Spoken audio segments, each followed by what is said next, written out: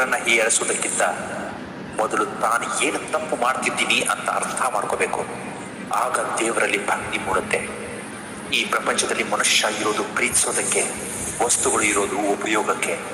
ಆದರೆ ಈ ಜನ ವಸ್ತುಗಳನ್ನು ಪ್ರೀತಿಸ್ತಾರೆ, ಮನುಷ್ಯರನ್ನ ಉಪಯೋಗಿಸ್ಕೊತಾರೆ. ಜೀವನದಲ್ಲಿ ತಂದೆ ತಾಯಿ ಮುಂದೆ ತಲೆ ತಗ್ಗಿಸ್ಬೇಕು, ಆದರೆ ತಂದೆ ತಾಯಿ ಬೇರೆಯವ್ರ ಮುಂದೆ ತಲೆ ತಗ್ಗಿಸೋ ಹಾಗೆ ನಾವು ಮಾಡಬಾರ್ದು.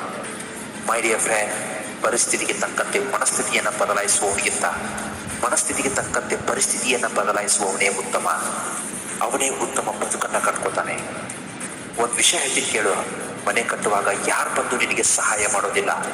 ನಂತರ ನೀನು ಮನೆ ಕಟ್ಟಿ ಗೃಹ ಪ್ರವೇಶಕ್ಕೆ ನಿನ್ನ ಮನೆಗೆ ಬಂದು ಶುಭ ಹಾರೈಸಿ ಉಡುಗೊರೆ ಕೊಡ್ತಾರೆ. ಅದೇ ರೀತಿ ಜೀವನದಲ್ಲಿ ನೀನು ಸಾಧನೆ ಮಾಡಲು ಹೊರಟಾಗ ಯಾರೂ ಸಹಾಯ ಮಾಡೋದಿಲ್ಲ. ನಂತರ ಗುರಿ ತಲುಪಿದ ಮೇಲೆ ಎಲ್ಲರೂ ಬಂದು ಶುಭ ಹಾರೈಸ್ತಾರೆ.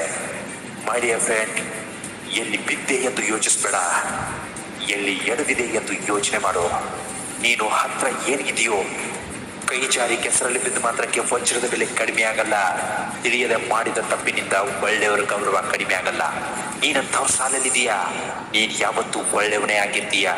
ನಿನ್ನ ಜೀವನದಲ್ಲಿ ಕೆಟ್ಟದ್ದು ಅನ್ನೋದು ಯಾವತ್ತೂ ಇರಬಾರ್ದು. ಈಗಿನ ಕಾಲದಲ್ಲಿ ಜನ ನಿನಗೆ ಬೆಲೆ ಕೊಡೋದು ನಿನ್ನ ಒಳ್ಳೆಯತನ ನೋಡಿ ಅಲ್ಲ ಮೈ ಡಿಯರ್ ಫ್ರೆಂಡ್, ನಿನ್ನ ಹತ್ರ ಇರುವ ದುಡ್ಡನ್ನು ನೋಡಿ. ನೀನು ದುಡ್ಡು ಸಂಪಾದನೆ ಮಾಡಬೇಕು.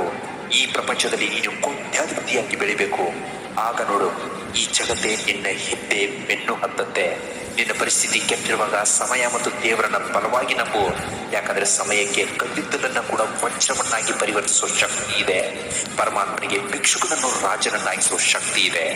ಕಳೆದು ಹೋದ ಘಟನೆಯು ಮರಳಿ ಬರುವುದೇ, ಮುಗಿದು ಹೋದ ಸಮಯವು ಮತ್ತೆ ಬರುವುದೇ, ಆಡಿ ಹೋದ ಮಾತು ಹಿಂಪಡೆಯಲಾಗುವುದೇ ಗೆಳೆಯ. ಭೂತಕಾಲದ ಪಾಶದಲ್ಲಿ ಸಿಲುಕಿ ವರ್ತಮಾನದ ಸುಖವನ್ನು ಮರೆತು ನಿರಾಶೆಯಿಂದ ಬದುಕಬೇಡ ಮೈ ಡಿಯರ್ ಗೆಳೆಯ. ಭವಿಷ್ಯದ ಚಿಂತನೆಯೊಂದಿಗೆ ಬೆಳೆದು ಮಾದರಿಯಾಗಿ ತೋರಿಸು. ಕೊನೆಗೊಂದು ಮಾತು ಹೇಳ್ತೀನಿ ಕೇಳು. ನೀರು ಇರುವ ಬಾವಿ ಹತ್ರ ದುಡ್ಡು ಇರುವ ಮನುಷ್ಯನ ಹತ್ರ ಮಾತ್ರ ಜನ ಬರ್ತಾರೆ.